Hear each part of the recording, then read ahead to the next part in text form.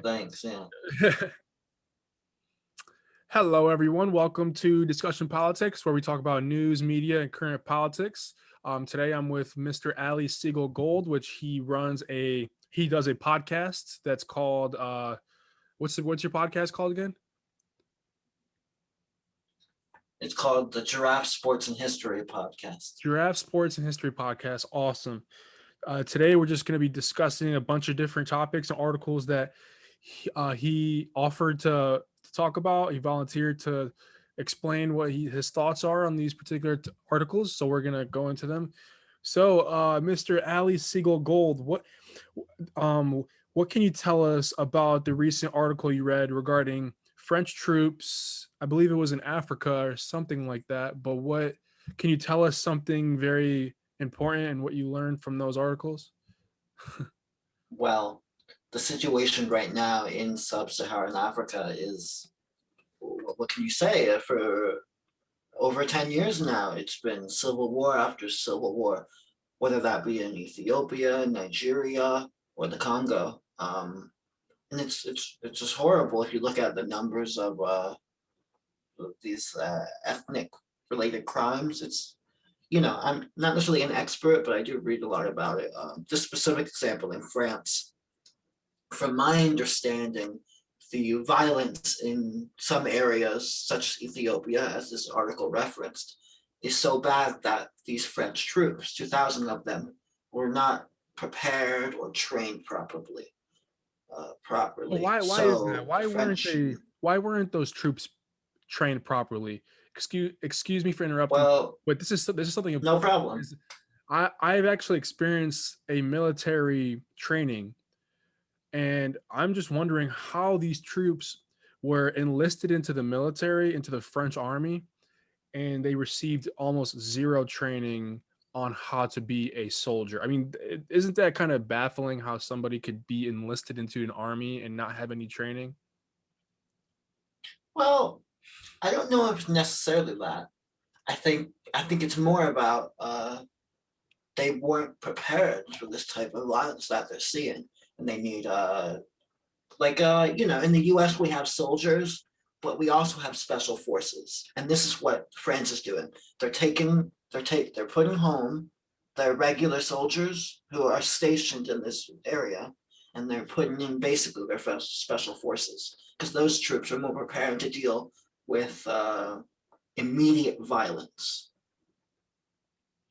So they're more like infantrymen, which are formed to be deployed at any point in time at the immediate point in time, which means whenever they are required to be used, whenever there is a conflict, let's say in a different country, then those troops are the ones that are deployed first, as opposed to the other ones who are Well, deployed yeah, last. Like for example, reserves. in the Soldiers in the reserves are in deployed the last. They're just exactly backup soldiers. exactly. Makes sense. Militaries all around the world, they have rules of engagement. Certain people go first when needed. Um, in this country, Navy SEALs go first and things of that nature.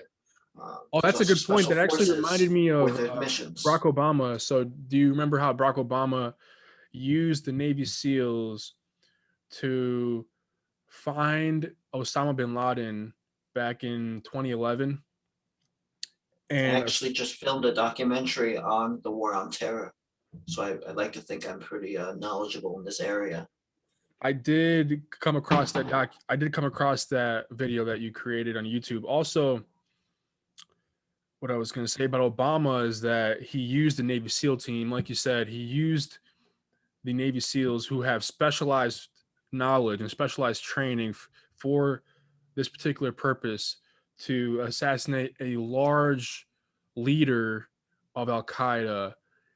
And of course, these are soldiers that are trained well above any regular infantry person or a regular army person. And I'm not exactly aware of how they are trained differently, but what I do know is that they receive heavily scrupulous training, heavily engaging training, which is super tough and super militarized that it's almost to the point where it gives you an invincibility. Your body becomes such an invincibility on everything. It's like an immune system type of thing. It's I've it's actually I've absolutely actually fascinating. I've actually talked to David Goggins. I've listened to David Goggins. He's a former Navy SEAL member, and he talked about his training, and he goes over his training, and he recalls on what he went through during that time. He talked about how he had to go through. He was in the water for like 3 hours in the morning around 5 a.m. and it's freezing cold water with a bunch of other people, like 10 other Navy SEALs in that training. They're in the water. They have to run out of the water, and then they have to walk back to the water. They have to do cardio. They have to run super far lengths. They have to have amazing endurance. And it's just insane what they have to go through to become a Navy SEAL. Not even just a Navy SEAL, Yeah. just a regular Army, uh, you know, soldier. Those people go through like the hardest things in the world, I'd say, like compared to anybody Well, else. yeah, they have to be prepared for some really dangerous situations. They have to be really fit. They have to be able to do armed combat, all that stuff. Yeah, yeah, for sure. So that makes sense that they're trained that sort of way. But anyways, onto a next topic. What do you think? So basically, we have a new infrastructure deal with President Biden, who is trying to work with Republicans across the aisle to get some infrastructure to obviously fix roads, fix highways, and something about broadband internet. He wants to expand broadband internet across the United States to make it more accessible to people. What are some of the downsides to that? And can you foresee any possible consequences to solely focusing on infrastructure to the point where it kind of becomes the main central talking point? Well, I think it's good to talk about infrastructure. It's a issue that our government hasn't dealt with, and it's about time they're talking about it in a bipartisan way. Are you referring? Because there's two bills right now. There's the infrastructure bill and there's the American Families Plan. Are Mhm. we talking about both of those? Um, we're mainly talking about the infrastructure deal between Democrats and Republicans, but the American Families Plan, I believe, is part of that based on the economic aspect of it, obviously including education as well. So that may be something different, but it can technically be included too. But It it's whatever. sounds to me it sounds to me from what I've read that many Democrats want to sort of pass these bills together in a sense, Mhm. um, get the support for one bill and get it for the other, rather than going about it separately. What do I think some of the downsides are? Well, I'm sure you've been grocery shopping recently. Inflation is up, I just went 2 days um, ago. and it stinks. I mean, what can you say? It's everyone knows the prices are going up. And don't get me wrong, the stimulus checks and all that stuff has helped a lot of people, and it was meant to do that, and it did. It probably saved lives, to be quite honest. But is that because of inflation? But the you mean are you You saying mentioned prices are going up. spending more money? You mentioned no. You Well, I mentioned would I would prices are going up, right? Is that because of inflation? well, we did just pass several $1 trillion bills. I think I probably yeah. Okay, so it is because of inflation. Well, I've also done a documentary on the rise and fall of Nazi Germany, and I looked into the stock market collapse and how that affected Germany, and the prices, everything you couldn't even of course we're not Venezuela, but if you look at Venezuela, say a monthly salary gets Venezuela's you prices are not even a hot inflated dog. beyond belief. Those You prices can't are survive inflated there. beyond belief. No, Their it's economy is crashing. it's already crashed. Yeah, that's a problem. I know That's someone on Twitter who is from Venezuela, and she always talks about Venezuela, the problems with the economy and the issues with the government, who just simply prints money and keeps printing money until they never stop it, and then the consequences of that are devastating. But anyways, we have approximately about 5 minutes left in this video. I just want to get to the point. Can you explain your shirt? I understand it seems like you're an Eisenhower fan and a Nixon fan. So, are you a Republican? Well, What's your stances on politics in general? What kind of what my stance is on politics. are you a That's Republican? funny. I'm a registered Democrat, but I like to think I make fun of both of the parties. Um, So, why are you wearing a shirt that says I Eisenhower? so why I love Eisenhower. I think He's a that Republican he's though. such a well, some would call him a rhino today. If there's one person in history to beside Ulysses S. Grant, who was also a general, um, those two are the only ones I could think of right now that I would describe as anti-war generals. They did not like war. They did not Yeah, like but the Eisenhower was a institution of general. war. Eisenhower Yes, led and he D-Day. hated war. Yeah, If you remember correctly, you know. D-Day was led by Eisenhower. He planned that invasion. Yes. So Did you know he how is he never anti-war? served in combat? Did you, by any chance, do you know that he never served in combat? No, I never knew that. Never. Yeah, it's How did he interesting. become a general? How? Yeah, without Well, serving in combat. that's that's complicated. You'd have to go into his youth and look into what made him such a strong and powerful leader. Oh, okay. I mean, I'm a Democrat. But I prefer presidents like Truman, and presidents no, I'm not a Truman fan. like FDR. I, FDR. I think, I think in about 100 years, Truman will be looked on very differently in terms of his actions when it came to the Cold War, Korea, as well as the dropping of the atomic bombs. I don't think so. I think Truman, as time goes on, he will only increase in rankings. He'll become the greatest, not the greatest, but he'll be one of the greatest top 5 presidents of all time. And I say that with confidence, simply because of the fact, number one, he dropped the atomic bombs on Hiroshima. He dropped the atomic bombs on Nagasaki. He negotiated during the Cold War, and he probably is the reason that we have like a safety net of desegregated military men in the army, because that's what he did. Plus, he's just an overall great character. I mean, if you actually look at his speeches and you listen to and you watch his documentaries and you see what he did and how he talked, he just seemed like a great person. You can't say the same for Ike. I mean, Ike, obviously, his final speech was the military industrial complex. I liked it and I enjoyed it, but I read it, right, and reading it is a different story than actually watching him say it. So the things that I feel like the words that you say matter as opposed to how you say it. And from Ike, I wasn't really a fan of how he handled uh, the Cold War. So what I'd say to that is Could we do you want to Democrats like FDR and Truman are going to be looked upon as better than Republicans. I mean, obviously Lincoln's going to be number one always. I don't think yes. anybody in recent history is going to It surpass. sounds like we have a debate going. I mean, no, in fact, it was Eisenhower who was the highest ranking military officer who opposed the dropping of the atomic bombs.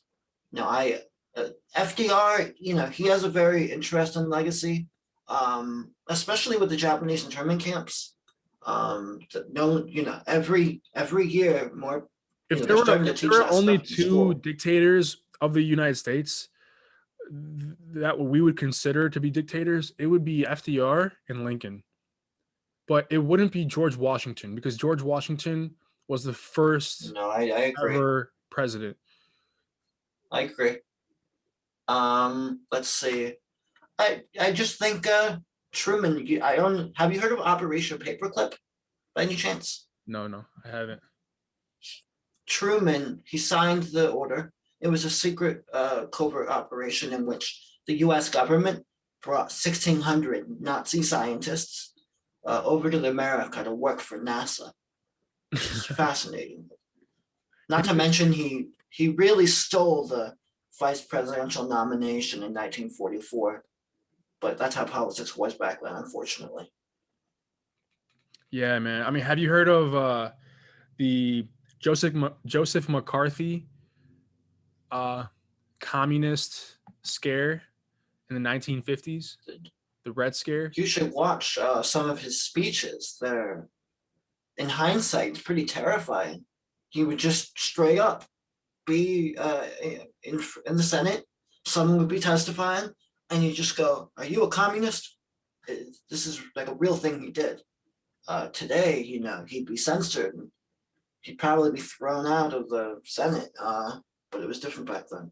It was definitely interesting to learn about Joseph McCarthy, McCarthyism, and Yeah, Truman's involvement. I mean, the whole entire 1950 to 1960, like Truman and Ike. When was Ike president? Like 1960? Ike was elected in 52, 52. and he left office 1960, in 60.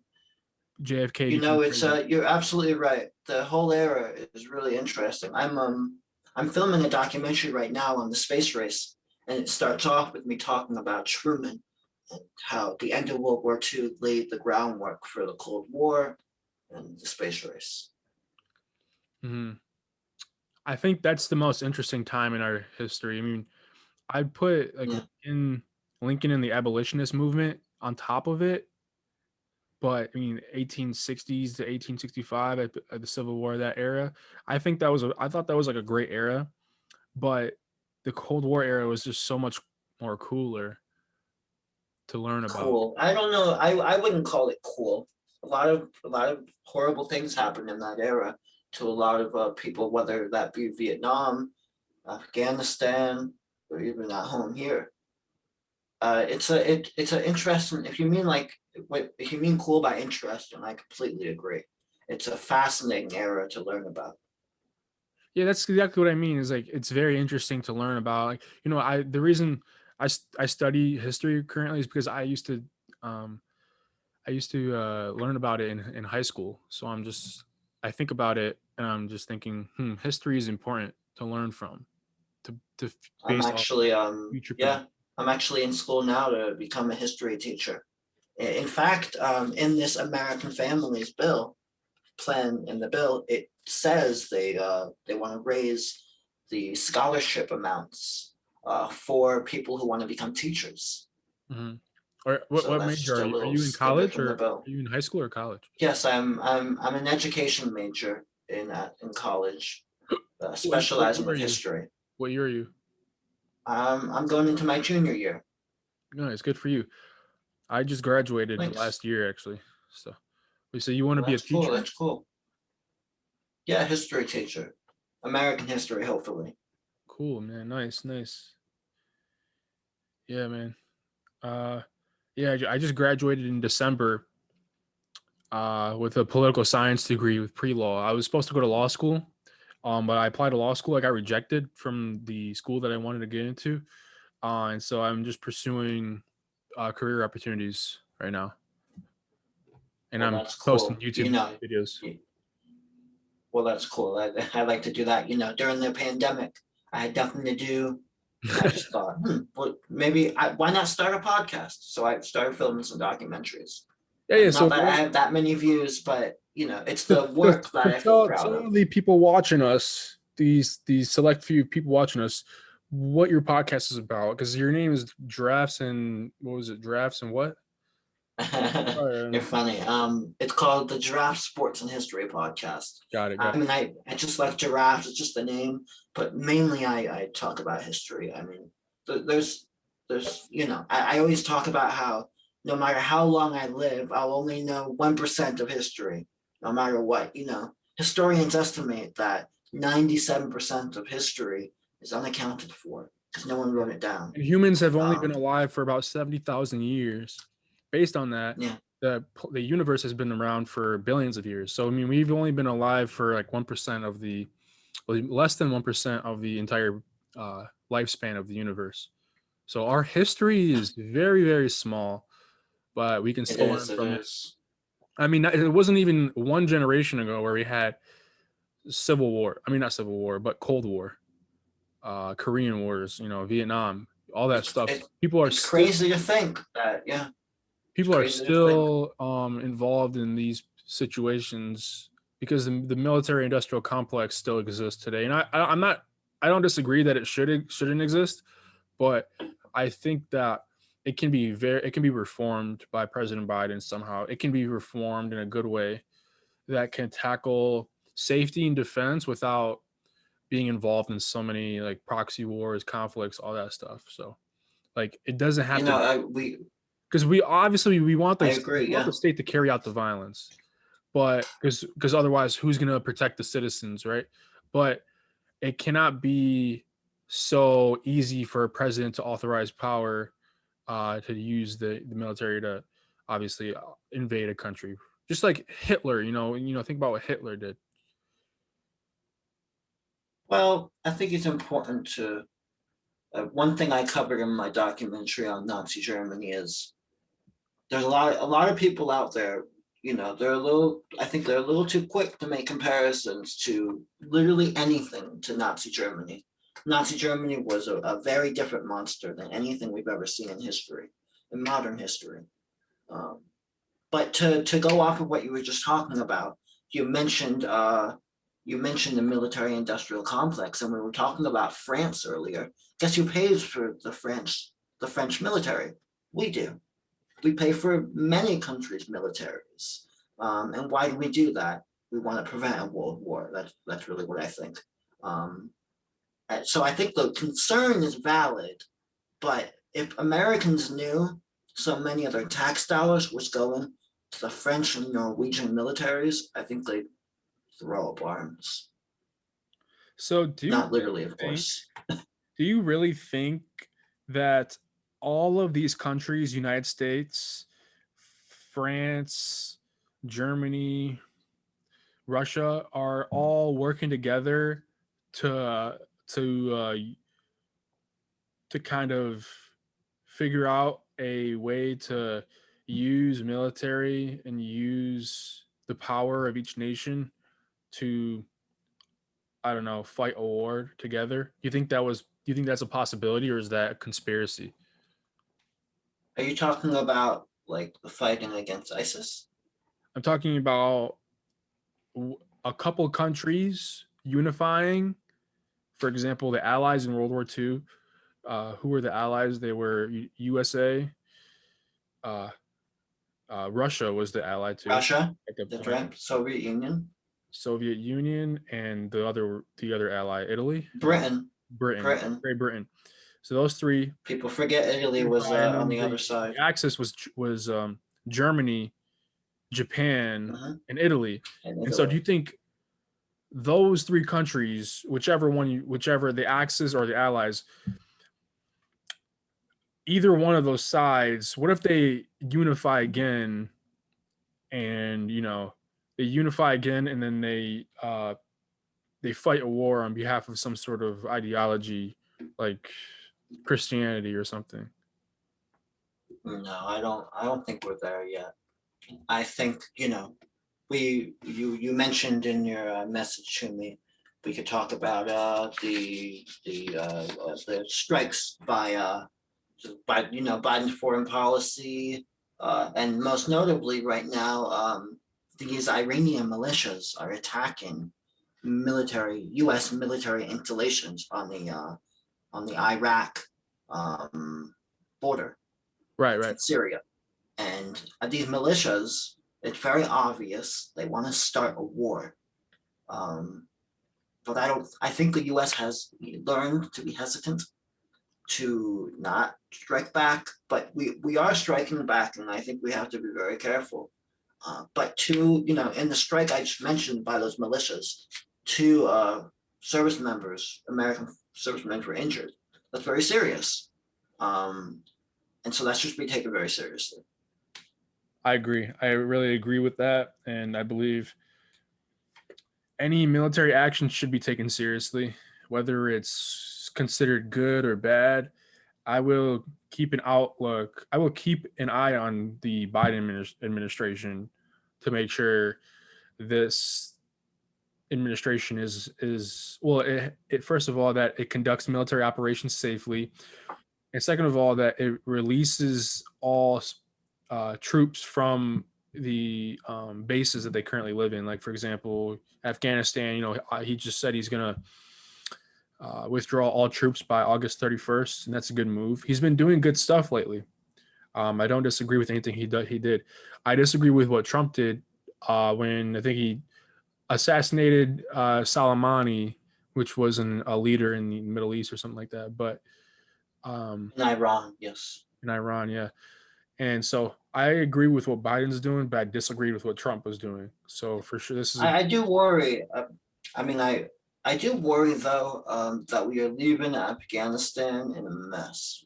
I mean, there's like a truck bombing every week there at this point. Um, and the country is they're basically preparing for civil war at this point, and it's I don't know. It feels like we're running away. It doesn't feel like we're trying to stabilize anything before we leave. and the I reason don't think why that's the right move. is we started off this with Eisenhower and Nixon. And those two presidents are general. Well, Nixon is a wartime president. I mean, he escalated the war in Vietnam, but Eisenhower was a general. So once we mention these presidents that are very uninspiring, nothing goes right. I mean, the only exception is Abraham Lincoln. He is really the only exception when it comes to peaceful negotiations and holding up democracy for a good point of view that includes all people, no matter of race, color, ethnicity, creed, all that stuff. And I'd argue that JFK is one as well.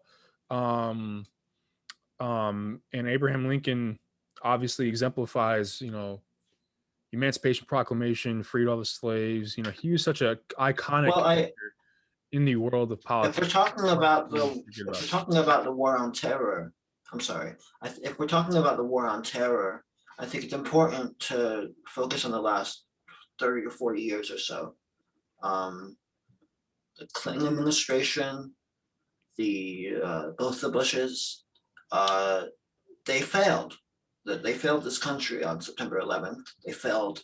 They failed Africa after the bombings of the embassies. And I think if we're looking for who could have done more earlier to prevent where we are now in Afghanistan, I think it would have started with doing more in the 90s. I talk about that in my documentary, how acts of terror kept happening and kept happening, and very little was done. It's heartbreaking what terrorists have done, and they really do. They use the civilian. It's impossible for me and you to understand how you could kill a civilian in the name of a civilian, but that's what they do, and there's not a lot of ways to fight it.